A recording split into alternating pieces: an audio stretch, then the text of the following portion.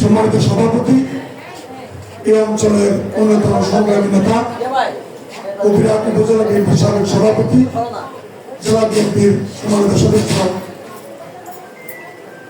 আমাদের এখন যিনি এর আগে বক্তব্য রেখেছেন, আজকের অনুষ্ঠানের সম্মানিত সভাপতি জনাব লিটন চৌধুরী, অনুষ্ঠানের সঞ্চালক এতক্ষণ যিনি বক্তব্য রেখেছেন, পরিচালনা করেছেন কবিরহাট পৌর বিএনপির সংগ্রামী সভাপতি, সংগ্রামী জননেতা জনাব মুস্তফা মঞ্জু, পাশে আছেন উপজেলা বিএনপির সাবেক সভাপতি শের হোসেন কামাল, এর পাশে আছেন আমাদের ফরাদ ভাই, এর আগে কবিরহাট উপজেলা বিএনপির সাবেক সভাপতি, এর পাশে আছেন আমাদের ধানচালি ইউনিয়নের সাবেক চেয়ারম্যান জনাব জলেব জিয়া, বনদিকে আছেন আব্দুল রহিম চেয়ারম্যান, যিনি এই উপজেলার সাবেক সভাপতি এবং এই উপজেলার সবচেয়ে বড় ইউনিয়ন সুন্দরপুর ইউনিয়নের বারবার নির্বাচিত চেয়ারম্যান জনাব আব্দুল রহিম চেয়ারম্যান।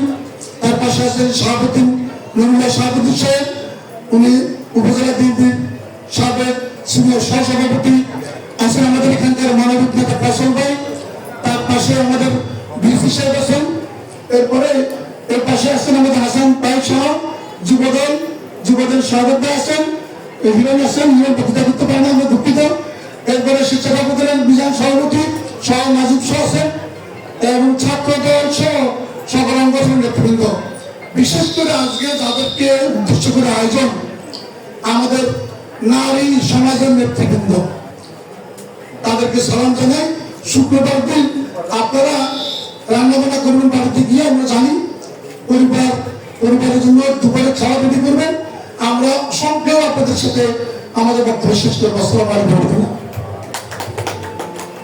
সম্মানিত আমাদের মা বোনেরা, প্রথমত আল্লাহ তাআলা শুকরিয়া যে গত নির্বাচনে বাংলাদেশের মানুষ শহীদ জিয়ার মার্কা, বেগম খালেদা জিয়ার মার্কা এবং তারেক রহমানের মার্কা ধানের শীষের আপনারা ভোট দিয়ে আপনারা আমাদের মুখ উজ্জ্বল করেছেন। এজন্য আল্লাহ তাআলা শুকরিয়া আদায় করছি। সাথে সাথে আমাদের মা বোনদেরকে ধন্যবাদ জানাই, কৃতজ্ঞতা জানাই। আপনারা লড়াই করে বিভিন্ন ভোট কেন্দ্রে মা বোনদেরকে সংগঠিত করে ভোটের বিজয় নিশ্চিত করেছেন, এজন্য আপনাদেরকে ধন্যবাদ জানাই। আজকের যে প্রোগ্রামটা, এটা একটা নতুনত্ব আছে। আমাদের যে প্রধানমন্ত্রী, মাননীয় প্রধানমন্ত্রী নির্বাচনের আগে আপনাদের সাথে উঠান বৈঠকগুলোতে অনেকের সাথে দেখা হয়েছে। তখন যে কথা বলেছিলাম, আগামী নির্বাচনে তখনকার সময়ের কথা, 12 তারিখের নির্বাচনে ধানের শীষ বিজয় হবে, ইনশাআল্লাহ তারেক রহমান প্রধানমন্ত্রী হবে এবং তারেক রহমান বাংলাদেশের মানুষকে আলোকিত করার জন্য, নারী সমাজকে উজ্জ্বল করার জন্য যেসব পদক্ষেপ নেবেন, তখন যারা বলেছিলাম এখন তা অক্ষর করে দেখতেছেন। তিনি আপনারা যে ভোট দিয়েছেন, ভোটের আঙ্গুলের কালো কালি শুকানোর আগেই ওনার ওয়াদা রক্ষা শুরু করেছে। বাংলাদেশের অর্ধেক নারী, কবি নজরুলের ভাষায় এই পৃথিবীতে যাকে সুন্দর তার অর্ধেক করেছে নর আর অর্ধেক করেছে নারী। অতএব সেখানে নারীরা যদি অর্ধেক করে সব সুন্দরের, নারীদেরকে পিছনে রেখে দেশকে এগুলো একেবারে অসম্ভব। সে কারণেই আমাদের সরকার বেগম খালেদা জিয়া, যেমন দেখছেন আমাদের দলের দীর্ঘদিনের সংগ্রামী নেত্রী, বাংলাদেশের সর্বশ্রেষ্ঠ মহিষী নারী বেগম খালেদা জিয়া, সেটা প্রমাণ তিনি করেছেন। জীবনে যত নির্বাচন করেছেন, খুলনা, বগুড়া, ফেনী, লক্ষ্মীপুর, চট্টগ্রাম, ঢাকা, যেখানে নির্বাচন করেছেন, জীবনে কোনোদিন নির্বাচনে হারেন নাই। এমন উদাহরণ বাংলাদেশের আর কোন নারী পুরুষ নেতা দেখাতে পারেন একজন না। সেই মহিষী নারী উনি যখন দুনিয়া থেকে বিদায় নেন, কি পরিমাণ সম্মান নিয়ে গেছেন আপনারা দেখছেন। আমরা সে নারী, মহিষী নারীর দল বিএনপি করি। সে মহিষী নারী আপনাদের জন্য, নারীদের জন্য কি করছে, এর আগে ডাক্তাররা বলছে, আমি লম্বা করতে চাচ্ছি না যেহেতু চুনাবার। আমি যদি বলতে চাই সেটা হচ্ছে, আমরা বেগম খালেদা জিয়া বাংলাদেশের মহিষী নারী, উনি অনেক কম বয়সে বাংলাদেশের সকল সংগ্রামে নেতৃত্ব দিয়েছেন। ভোটের অধিকারীদের সরাসরি আন্দোলন এবং আন্দোলন করতে করতে 80 বছর বয়স পর্যন্ত আন্দোলন করে গেছেন। কারাগারে ছিলেন, তাও থামেন নেই। ওনার এক ছেলেকে, যিনি আজকে প্রধানমন্ত্রী, তাকে মেরে পঙ্গু করে দিয়েছে। আরেক ছেলেকে মেরে মৃত্যুর মুখে ঠেলে দিয়েছে। উনি পৃথিবী থেকে চলে গেছে। তারপরেও দুই সন্তান, আপনারা চিন্তা করেন, নিজের দুই সন্তানকে যে সরকার জুলুম করতে করতে একজনকে দুনিয়া থেকে বিদায় করছে, আরেকজনকে 17 বছর ওনার থেকে বিচ্ছিন্ন ছিল। ওনার মৃত্যুর মাত্র 5 দিন আগে উনি বাংলাদেশে আসছেন। যখন আসছেন তখন উনি ছেলে হিসাবে দেখার মতো তখন জ্ঞান নেই। সেই সন্তানকে দেখে, যিনি এদেশের মানুষের জন্য জীবন দিয়ে গেছেন, সেই মহিষের নারীকে আমরা নেত্রী মেনে রাজনীতি করছি। আপনাকে রাজি আছেন ওই নেত্রীকে নেত্রী মেনে এই অঞ্চলে রাজনীতি করতে রাজি আছেন কিনা? আছেন? একটা হাত তুলে দেখাতে থেকে তো। আমরা খালেদা জিয়া দল করি, খালেদা জিয়ার মহত্ব প্রচার করি। আপনারা আমাদের সাথে খালেদা জিয়ার মহিষী নারীকে বড় করে ওনার আদর্শ পালন করবো, এটা আপনারা ওয়াদা করছেন, ঠিক আছে? দ্বিতীয়ত হচ্ছে, গত নির্বাচনে আপনারা ভারতের নির্বাচনে কেন্দ্রে এজেন্ট ছিলেন কতজন? হাত দেখি। অনেকে ছিলেন, ঠিক আছে, হাত নামা বুঝছেন না। আপনারা এজেন্ট হিসেবে দলকে সেখানে সুযোগ করে করছেন, ভোটের কেন্দ্রে লড়াই করছেন এবং সেখানে অনেকেই আপনার প্রবৃত্তি করেছে আপনাদেরকে, কিন্তু আপনারা ওদিকে মনোযোগ দেননি।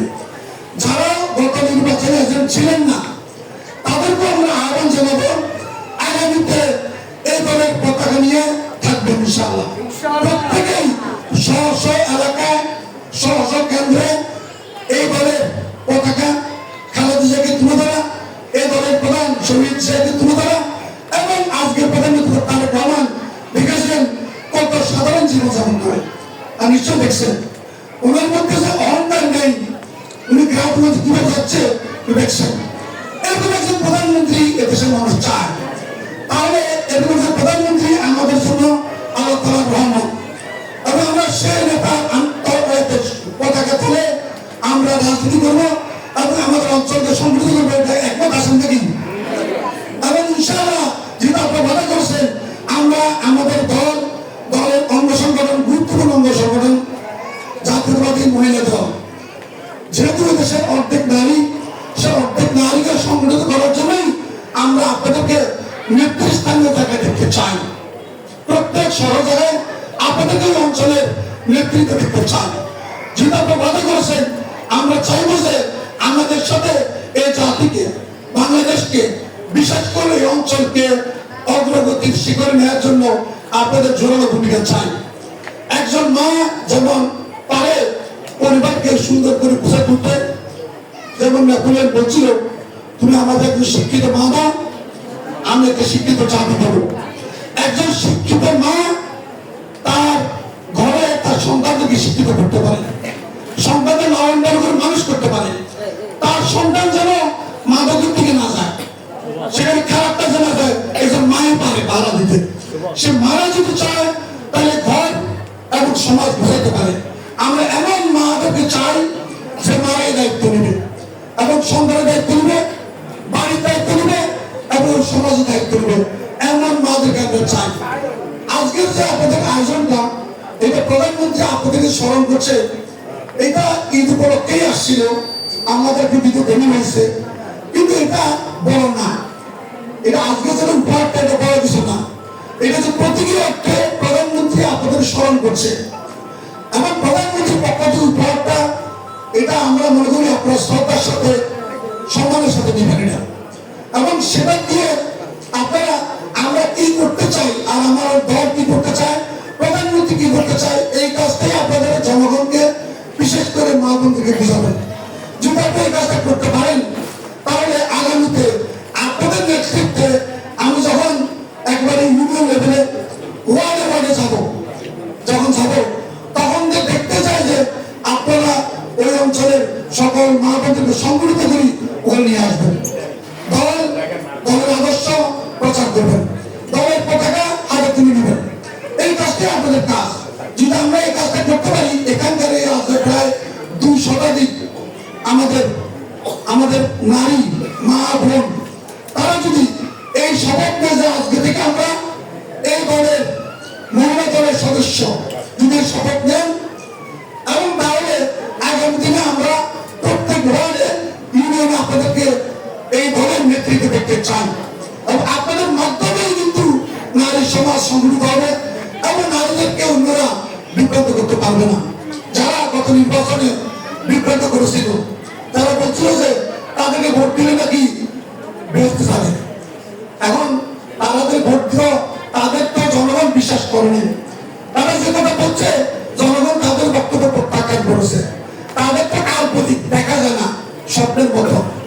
আর আমাদের দলের খালেদা জিয়া যা বলেছিলেন তা করেছেন, তার প্রমাণ যা বলছেন তা করতেছেন, তাহলে এটাও বাস্তব।